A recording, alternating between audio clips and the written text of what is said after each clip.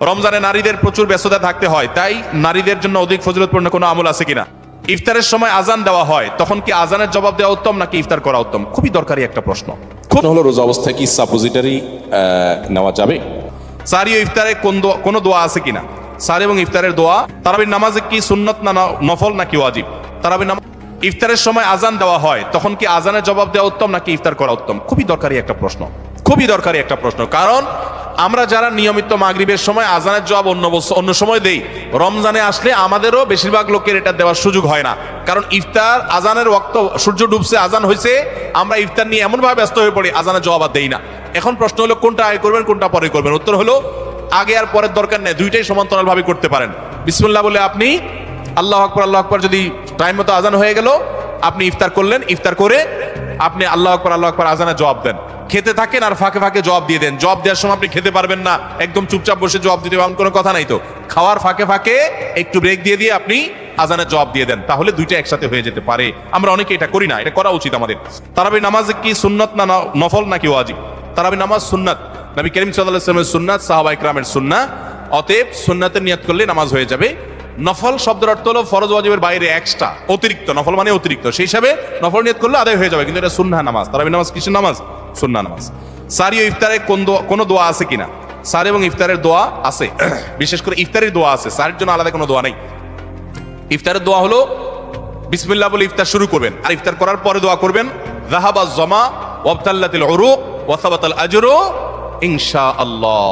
যাহাবাজ জামা ওয়াবতাল্লাতিল উরুক ওয়া সাবাতাল আজরু ইনশাআল্লাহ। আল্লাহুম্মা লাকা সুমতু আল রিজকিকা আফতার, তো এটাও হাদিসে আছে।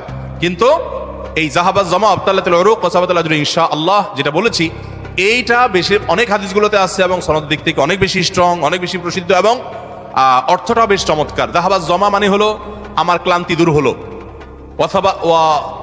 ওয়াবতাল্লাতিল উরুক মানে শিরাগুলো সব আর্দ্র হলো, যে পানি পান করেছি, ইফতার করেছি, এবং ওয়াসাবাতুল আজরু ইনশাআল্লাহ, আল্লাহর কাছে বিনিময় দাঁড়িয়ে গেছে ইনশাআল্লাহ।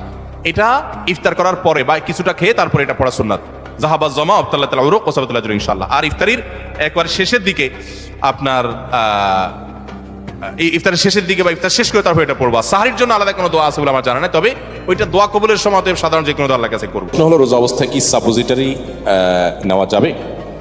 সাপোজিটারি মলদারে আমরা ব্যবহার করতে পারবো কিনা রোজা অবস্থায়, এটা জটিল বিষয়।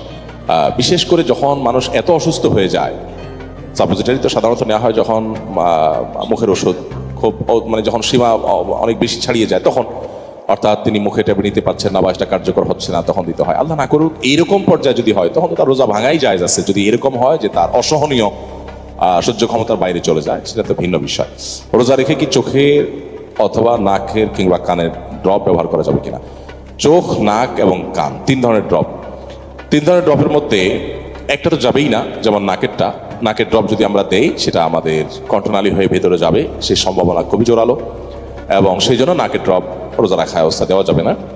আর চোখের ড্রপ যেটা আছে, এই চোখের ড্রপ সচরাচর সেটা আমাদের গলায় যায় না, অতএব এটা দেওয়া যেতে পারে। কিন্তু দেওয়ার পর যদি গলায় এটার স্বাদ অনুভব করি, আমরা গিয়েছে যদি অনুভব করি, তাহলে সেক্ষেত্রে এটা থুতনির সাথে ফেলে দিলে হবে।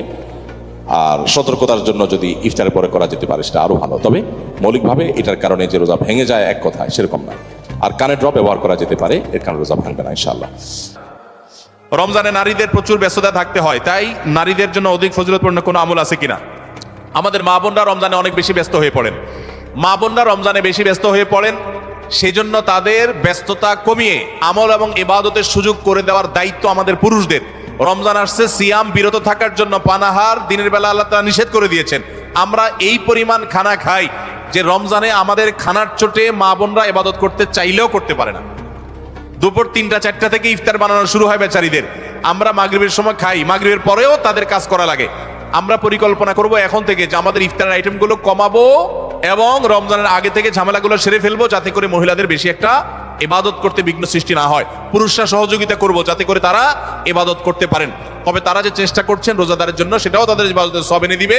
সেই সাথে কাজের ফাঁকেও তারা জিকির আজকার, দোয়া দুরূদ করতে পারেন, মাসিক অবস্থায় ইসলামিক বই পড়তে পারেন, জিকির করতে পারেন, দোয়া করতে পারেন। এভাবে তারাও রমজান মাসটাকে ফলপ্রসূ করতে পারেন। আল্লাহ তাআলা তাদেরকেও সওয়াব দিবেন ইনশাআল্লাহ।